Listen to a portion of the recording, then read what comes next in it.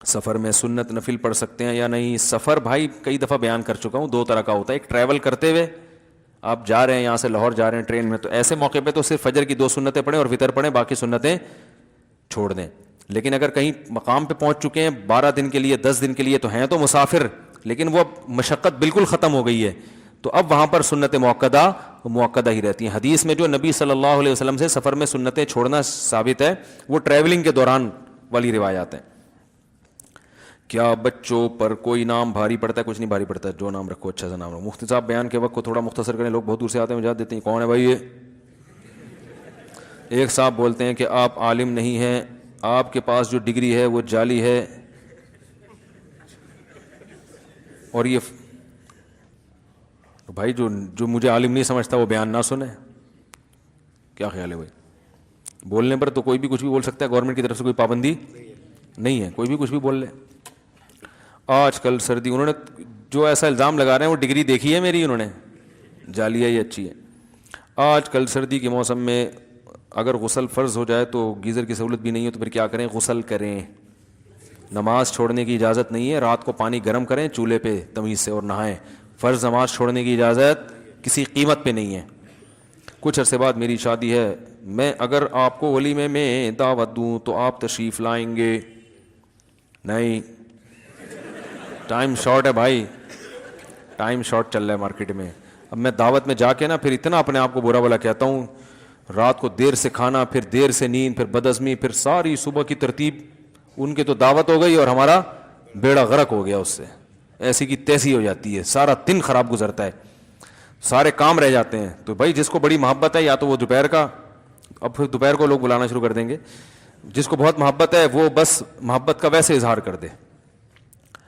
ہاں بعض دفعہ لوگ نکاح پڑھانا چاہتے ہیں مجھ سے، تو اس کا ہم جو ہے نا، وہ بہت سارے لوگ ہیں جو نکاح پڑھوانا چاہتے ہیں، تو نکاح پڑھوانے میں تو کوئی ٹائم لگتا نہیں ہے.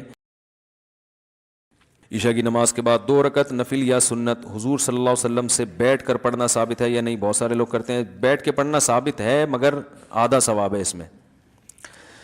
کوئی بھی نوافل بیٹھ کے پڑھے جا سکتے ہیں، نبی صلی اللہ علیہ وسلم سے ثابت ہے مگر آدھا ثواب ہے. مولانا طارق جمیل صاحب نے داڑھی پر کلر لگایا ہوا ہے یا ٹھیک ہے، یا یہ ٹھیک ہے یا نہیں؟ وہ ویڈیو میں ان کی داڑھی کالی لگتی ہے، میں ان سے کئی دفعہ ملا ہوں، ان کی داڑھی پہ بلیک کلر نہیں ہے، براؤن کلر ہے. کیمرہ جو ہے نا کلر ہی چینج کر دیتا ہے، کیمرے کے تو اپنے کلر ہوتے ہیں نا، تو ان کی داڑھی بلیک نہیں ہے بلکہ تو براؤن کلر لگانا جائز ہے. کئی دفعہ ملا ہوں تو بالکل الگ کلر نظر آ رہا ہوتا ہے، جو کیمرے میں تو بلیک نا، ویسے جب ملو تو صاف پتہ چل رہا ہوتا ہے یہ بلیک کلر نہیں ہے، براؤن کلر ہے. تو کلر لگا سکتے ہیں اور داڑھی کو رنگین بھی کر سکتے ہیں. آپ صلی اللہ علیہ وسلم نے حضرت ابو بکر کے والد کو جب دیکھا کہ سفید داڑھی ہے تو آپ نے فرمایا کہ اس رنگ کو تبدیل کر دو لیکن کالے رنگ سے بچو، تو آپ نے ترغیب دی. تو اور خاص طور پہ علماء کے لیے تو یہ اس لیے بھی اور زیادہ مستحب ہے کہ دیندار لوگوں کی اگر پرسنالٹی ایک زیادہ دیکھنے میں خوبصورت لگتے ہیں نا، تو بات اثر بھی انسان کی شخصیت کا بھی بڑا اثر پڑتا ہے. دیکھو تمام پیغمبر خوبصورت آئے ہیں، کوئی پیغمبر بدصورت نہیں بھیجے اللہ نے، کیونکہ شکل و صورت کا بڑا اثر پڑتا ہے، یہ نیچر ہے انسان کی.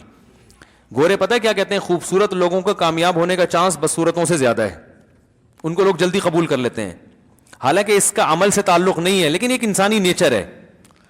تو اب کوئی بدصورت ہے تو بھائی وہ دوسرے طریقے سے اعمال میں خوبصورتی پیدا کر کے اس کو پورا کر لے. قد چھوٹا ہے آپ کا تو آپ اعمال ایسے کرو جن کا قد بہت اونچا ہو، تو اس طرح سے تلافی ہو سکتی ہے.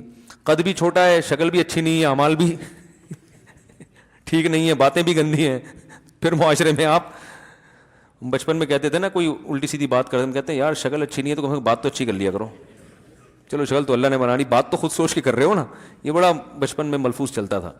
تو قدرت کی طرف سے ایک آزمائش ہے. وہ عبداللہ بن مسعود بہت دبلے پتلے تھے، چھوٹے قد تھے، پنڈلیاں اتنی باریک تھیں کہ شلوار تھوڑا نیچے رکھتے تھے تو پنڈلیاں نظر نہ آئیں، لیکن علم میں اتنا کمال پیدا کیا کہ حضرت عمر جو اونچے قد کے تھے نا، حضرت عمر کی تو بڑی پرسنالٹی تھی، جب کوفہ سے حضرت ابن مسعود چل کے آتے مدینہ، حضرت عمر ان کے استقبال میں کھڑے ہو جاتے تھے اور فرماتے ہیں کنیف ملیا علما، چھوٹے سے قد کا آدمی علم سے بھرا ہوا ہے. صحیح ہے نا، علم کے لحاظ سے اسپیس بہت ہے، علم سے بھرا ہوا ہے.